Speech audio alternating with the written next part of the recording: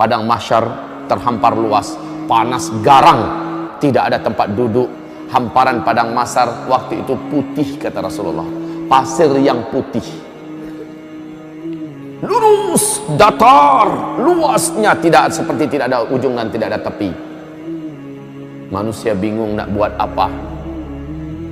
Lalu dalam waktu yang tidak jelas, bukan sehari dua Pak, dipanggang oleh terik matahari, bukan sehari dua, bukan semalam dua malam karena tidak ada malam, bukan sebulan dua bulan, bukan setahun dua tahun, puluhan tahun, bahkan ratusan tahun sampai ribuan tahun di padang mahsyar, nggak jelas mau buat apa. Akhirnya manusia panik, seluruh jin dan setan panik. Mereka meminta dengan penuh harap, apa yang mesti kita buat? Seluruh manusia berkata, bagaimana kalau kita datang pada nenek moyang kita, Adam alaihissalam, kita minta agar dia mendoakan acara padang mahsyar dimulai. Datanglah manusia yang ada kepada Nabi Adam, wahai atuk moyang kami, wahai Adam, sudah lama kami di padang mahsyar, tak jelas dan tak tahu apa yang akan berlaku dan terjadi. Tolong doakan kepada Allah Rabbul Alamin agar acara dimulai. Adam berkata, bagaimana saya akan mendoakan untuk kalian kepada Allah? Saya sendiri pun hari ini entah selamat entah tidak. Dulu saya dilarang oleh Allah agar jangan mendekati pohon di dalam surga, ternyata malah saya makan buahnya. Hari ini saya selamat atau tidak? Pak, wallahi, demi Allah, Bapak Ibu, saat itu tidak ada orang yang berpikir tentang amal solehnya dulu. Sudah tidak ada. Orang hanya mengingat dosanya saja. Setiap orang hanya ingat dosanya saja. Orang lupa kalau dia dulu pernah haji, orang lupa kalau dulu dia pernah sholat, dia pernah puasa, lupa, yang dia ingat hanya dosanya saja.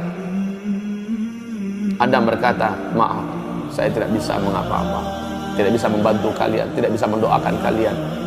Oh nafsi, wah nafsi, wahai jiwaku, wahai diriku.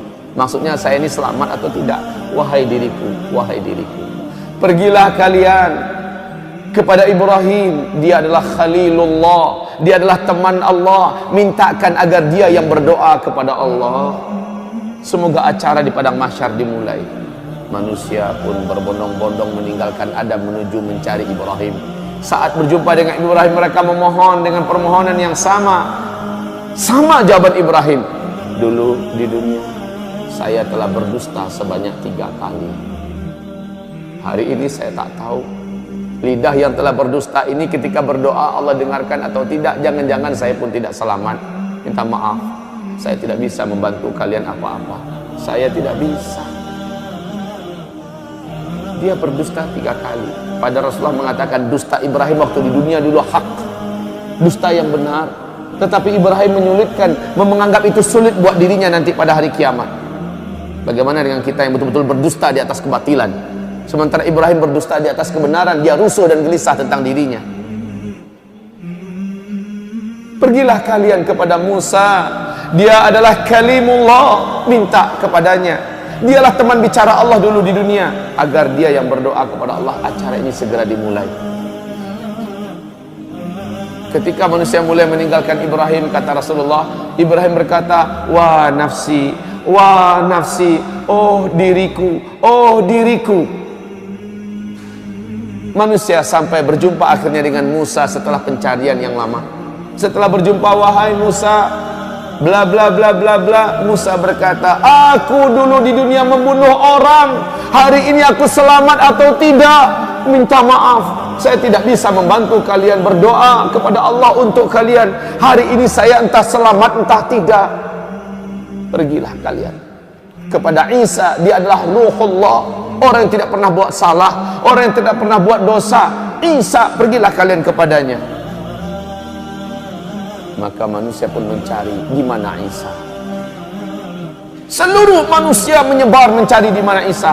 Saat Isa ditemukan, mereka langsung memohon. Lagi-lagi jawaban Isa adalah minta maaf. Bukan wewenang saya pada hari ini untuk menolong kalian agar acara padang mahsyar dimulai. Lalu kaum muslimin, pergilah kalian kepada Habibullah, kekasih Allah, Sayyidul Anbiya wal Mursalin, Muhammad sallallahu alaihi wasallam.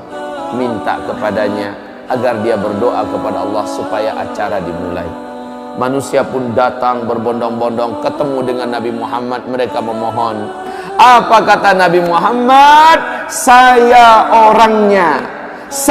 orangnya pada hari ini diberi wewenang untuk menolong kalian. Maka kata Rasulullah, saya pun sujud dengan sujud yang lama, sujud yang dalam dan panjang. Akhirnya Allah berkata, hai Muhammad, angkatlah kepalamu, utarakan apa yang engkau mau, permintaanmu pasti dikabulkan. Nabi Muhammad pun mengangkat kepala dan berdoa, ya Allah, telah lama kami di padang mahsyar. Sesungguhnya hamba-hambamu ini sudah patut dan pantas untuk mulai diurus. Ya Rabb, mulailah acara padang mahsyar. Allah pun mengabulkan berkat doa Nabi Muhammad. Acara padang mahsyar dimulai. Bagaimana tandanya? Awan datang, lalu awan itu bersibak. Malaikat turun bersaf-saf dari langit. Waja'al malaku wal malaku, dan para malaikat datang saffa, dalam keadaan bersaf-saf. Seluruh malaikat diam, mulut mereka terkunci, sementara mereka bagaikan raksasa-raksasa yang sangat perkasa di hadapan jin dan manusia yang ada di hamparan padang mahsyar. Malaikat berbaris-baris bala tentara Allah yang perkasa-perkasa, diam seperti ketakutan, pucat tegang. Malaikat saja tegang, Pak. Ketika acara dimulai, la haula wala quwata illa billah, seluruh manusia mulai tertunduk ketakutan, khususnya orang kafir. Ternyata apa yang dijanjikan Allah dulu ternyata benar. Akhirat ada, ternyata benar, padang mahsyar ada, dan ini acara akan dimulai. Kaum muslimin yang kami muliakan, berbagai macam keadaan manusia di pemandangan padang mahsyar. Kalaulah kita ada waktu, inginnya saya bercerita tentang dahsyatnya padang mahsyar, tapi waktu kita bukan untuk membahas itu sekarang. Rasulullah bersabda, akhirnya yang akan masuk neraka sudah diputuskan siapa-siapa orangnya. Mereka pun digiring dengan paksa oleh para malaikat-malaikat yang perkasa. Beberapa di antara mereka mencoba melarikan diri. Di mata malaikat yang mencoba melarikan itu ibarat kutu-kutu kecil. Kemana mau lari, disentil kembali. Ada yang diambil, ditendang. Kaum muslimin yang kami muliakan, akhirnya mereka diseret, lalu dibawa dan dilemparkan ke dalam neraka. Sementara orang-orang beriman dan orang munafik mengalami hisab. Setelah proses hisab, dinampakkan amalan mereka, ditanya.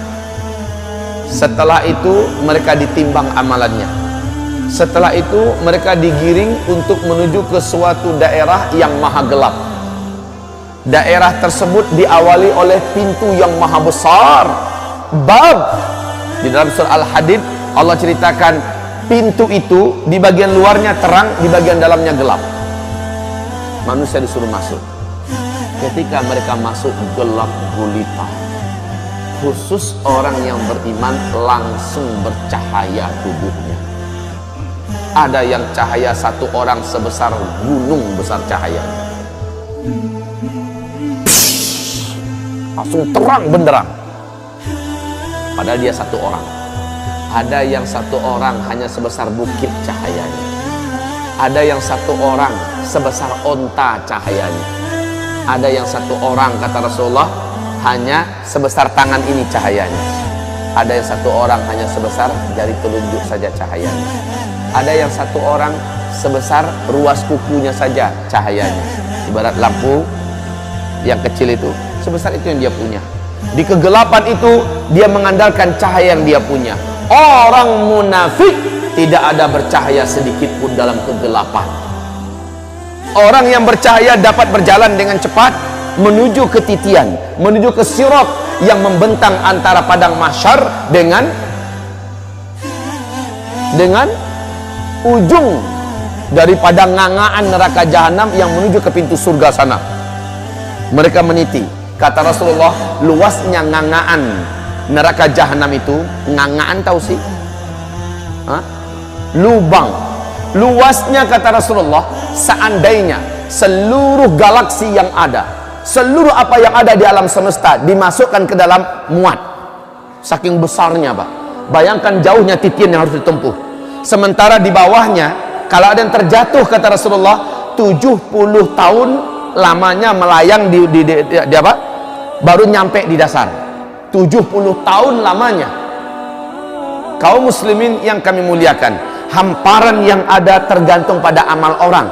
Ada yang hamparannya besar dan luas, dia bisa melaju dengan kecepatan tinggi. Rasulullah bersabda, orang-orang bergelantungan kebanyakan. Nampak dipandang, satu orang itu punya satu titian, bukan satu titian untuk bersama. Satu orang punya satu titian. Titian itu tergantung pada amalnya. Ada yang titiannya menjadi kecil dan setajam mata pedang. Itu yang harus ditempuhnya.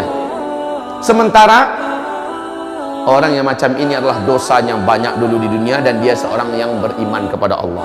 Dosanya banyak, amalnya sedikit. Sementara kata Rasulullah, di atas titian itu dari bawah menyambar semacam kail dari api menyambar. Menyambar-nyambar. Sementara dari atas menyambar lagi yang lain. Betul-betul dalam keadaan diuji. Dan kaum muslimin, panasnya hawa dan asap neraka jahanam itu gelap Pak. Gelap. Kata Rasulullah, sepanas-panas api yang Allah ciptakan adalah api neraka. Api yang paling panas itu berwarna hitam gelap.